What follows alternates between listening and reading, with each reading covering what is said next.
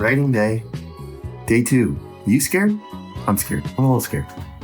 Just a little. I'm not scared in the sense that I'm like afraid to do the work. Like maybe I'm a little afraid to do the work. I'm more afraid in the sense of like, there's a writer named Jonathan Nolan, Christopher Nolan's brother, who weirdly has an American accent. So you started there, and it was very much sort of a... Even though his brother has a British accent. I've never been to Princeton before, and I arrived... But anyways, they write a lot of stuff together, and he was quoted as saying, he doesn't like writing, but he loves having written.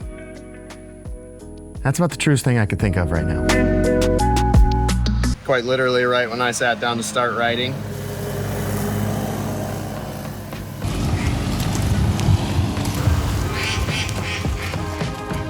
we'll be right back after this brief intermission. Okay, we're gonna try inside for a minute. Okay, squad, we now have 2 goals. First goal, I would like to make it back outside because this place is on a lake and that's kind of like my favorite place to write. Second goal, we're not just gonna make it back outside, we're gonna make it to the lake. We're gonna make it all the way down to that pretty little dock and we're gonna sit on that dock and we're gonna finish the day's writing as the sun sets with no more airplanes, no more lawnmowers, weed whackers, wood whippers. What do you guys call it? Hold on, let me see if I can get some sun in here first. They just hold there?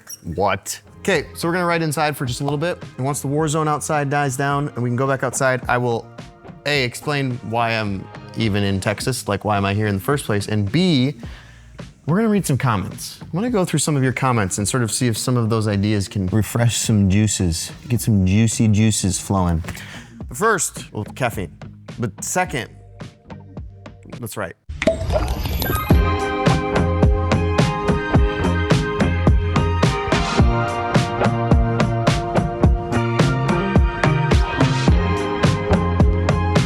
Trying to get some writing done and my wife sends me videos like this and just halts all progress. I didn't help Meta. Goodness, I missed them. Guys. Making my way outside, walking fast. I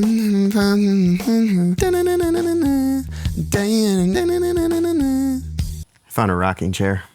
I'm gonna sit in this now. Guys, look at the view. That right there is the next phase of Operation Doc Writing. But first, some comments. Before we make our way down the water, let's see if there's some comments that are like specifically about episode 1 that might jog the juices for a minute. Some people don't like that it's a Christmas project at all.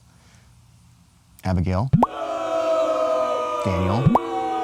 Look, I'm fine with that. If you want to join in and still be a part of it, even though you don't like aspects of it, I'm good with it because it does help me sort of, whoa, stingy guy. I do want the Santa piece of it to be really, really subtle.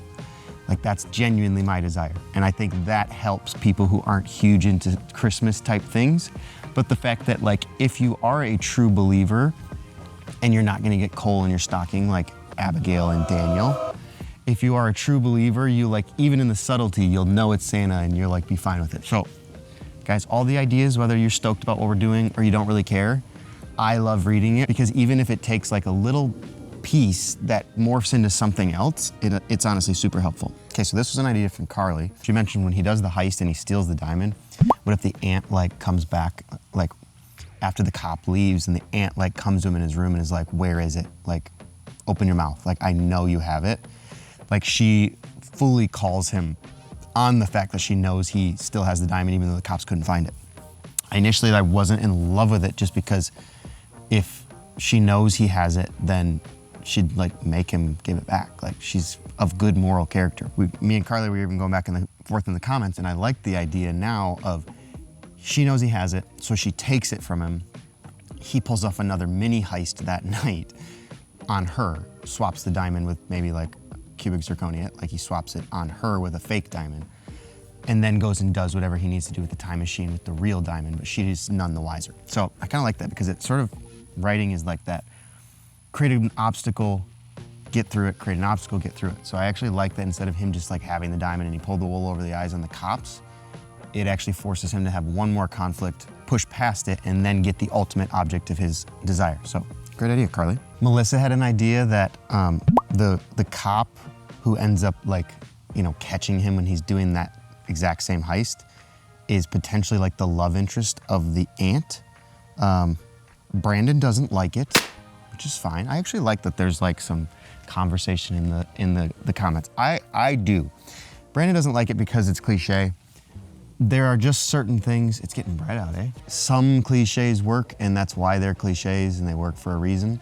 So that's like a tension I'm trying to figure out constantly is like, okay, yes, the cop being the one that maybe she falls in love with is maybe cliche, but at the same time, it feels like a Christmas project, and it doesn't feel to me cliche in the, oh, I want to turn this off. It feels like it could serve the story because now it allows like a reason that they've been interacting because he's constantly in so much trouble. These are all really good. So Melissa, Carly, those are the two ideas probably I'm going to focus on right now just because those are literally the spots I'm writing.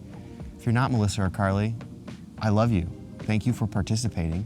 And if I never use one of your ideas and you still just want to watch or you still just want to continue participating, I still love you and I appreciate it because maybe that idea leads to another idea. Don't count yourself out. Let's see if we can make it down to the dock and actually get some more writing done. Making my way down to the dock, walking slow, don't really know what to write next. Open it up, not going down to the dock, but I went up top, cause honestly I'm just trying to use the dock as a story element that keeps you watching till the ending. But here's a shot of some ducks while you wait. There was honestly so many ducks while I was there. We made it, and there's bacon. Thank you, Jesus, amen. Okay, so this is probably a good moment to pause and, you know, why they can tell you why I'm here. So essentially, yesterday and tomorrow, I ended up with a really cool opportunity to go into a prison in this area and just like meet some of the guys, share with them, encourage them. Some really, really, really cool dudes. But ultimately, the opportunity came from the films, like our previous films. Those movies got released in like a streaming service that goes into prisons all over the nation. And they kind of blew up, to be honest. They like went viral and like were able to like reach a lot of dudes, which is super cool. So yesterday I had the privilege of like going and like speaking to them, meeting some of them, some even that I've been able to like correspond with. So it was a really cool opportunity. But when I was asked to come down here and I found out he had an Airbnb and wasn't just in a hotel room, I was like, bro, can I stay a little bit longer and write? Especially when I found out it was on a lake. So that's why I'm in Texas writing and not in my office. And I'll be honest, it's not Texas hot, but it's hot. So let's chow down some beef jerky and bacon, and then let's hit this. Beef jerky and bacon. Feels like the lunch of Texans. That felt appropriate. All right, let's get some writing done. Not because we like to write, but because we like when things are written.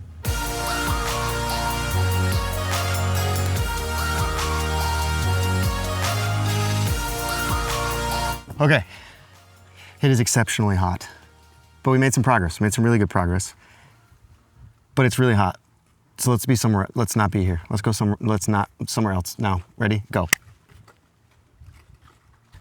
Oh, that feels so nice.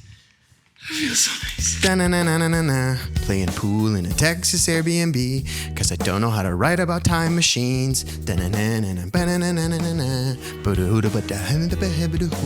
Every one of the shots I just showed you was actually in real time. I did not miss once. I've definitely found that like part of doing anything creative is having to just kind of consistently face that nagging discouragement that what you're making stinks. To some degree, it's also true, like, especially in the beginning of anything that you're doing, it's not like the best version of what you're doing. But having to overcome and like face that voice is definitely a huge part of just like creating anything. I've found it especially feels that way when you're live publishing that creative process in front of people and don't get the opportunity to fix it and make it as good as it can be before you show people. It's definitely like doing this has been much more vulnerable than I think I initially probably realized it would be. It's tearing away that part of that perfectionist, that part in me that like needs the validation of it being good. I don't know. There's been something I think really liberating about doing it this way too. I watched Back to the Future on the plane ride here, partly out of a curiosity of just knowing like, what did we steal from this movie that I didn't realize yet? And also like, what does everybody steal from it? Because they kind of have a monopoly on time travel movies. And there's this moment where George McFly is younger at this point and him and Marty are in a diner and he's writing out these stories that he's working on. And he expresses a line, it's a line I don't remember being in the movie. It surprised me when I heard it. He says this. Let me read some. Oh, no. I never let anybody read my stories. Why not? Well, what if they didn't like them? What if they told me I was no good? I guess that would be pretty hard for somebody to understand. No. No, not hard at all. And that right there is what it regularly feels like to create things, to participate in creating things.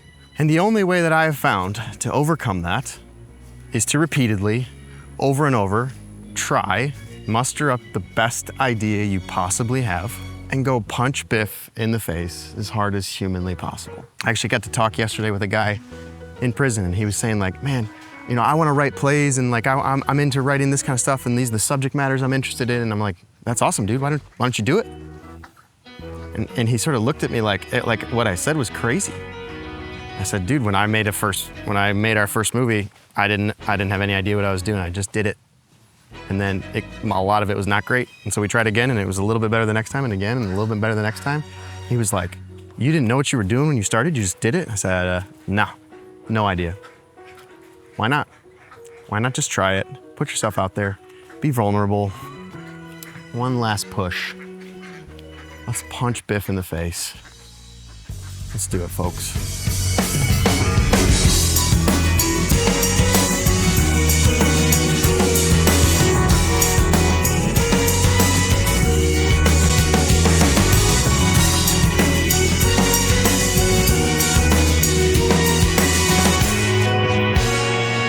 This is not a joke, right when I go to write, like right when I start.